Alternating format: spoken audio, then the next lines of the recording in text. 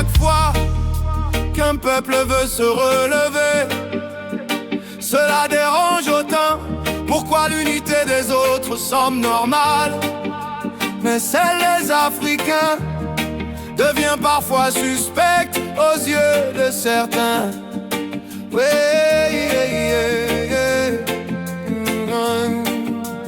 quand des Africains se réunissent pour parler d'économie, de culture, d'éducation ou de solidarité communautaire, certains y voient immédiatement une menace ou une polémique.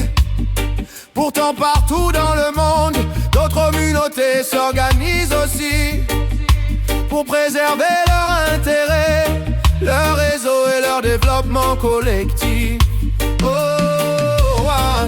Pourquoi vous nous combattez quand nous parlons d'unité et de dignité?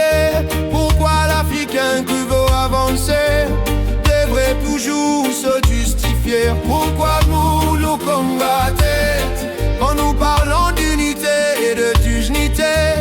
Pourquoi l'Africain qui veut avancer devrait toujours se justifier? Beaucoup de jeunes Africains veulent aujourd'hui bâtir, coopérer, créer des opportunités et renforcer leur communauté. Ils parlent de confiance en soi, de développement économique, de culture et de solidarité entre peuples africains. Et cela ne devrait pas être perçu comme une hostilité envers les autres. L'histoire a laissé des blessures, des divisions, des rapports inégaux et beaucoup de méfiance. Mais la réponse ne peut pas être la haine entre peuples, car aucune communauté ne progresse durablement dans le rejet permanent des autres.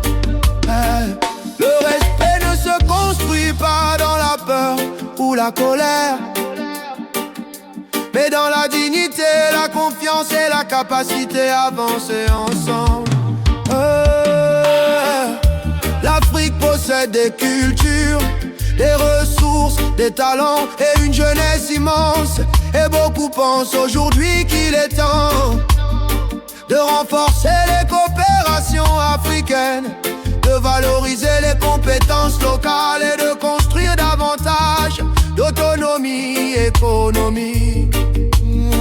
Mais l'unité africaine véritable ne doit pas devenir une fermeture au monde, car défendre sa communauté et son identité peut aussi aller de pair avec le dialogue, la coopération et le respect mutuel entre peuples.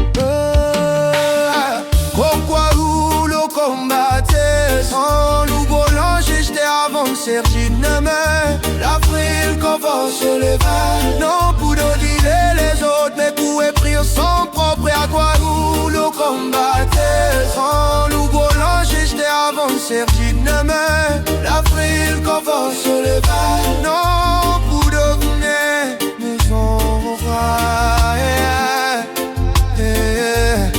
mais pour écrire son propre avenir.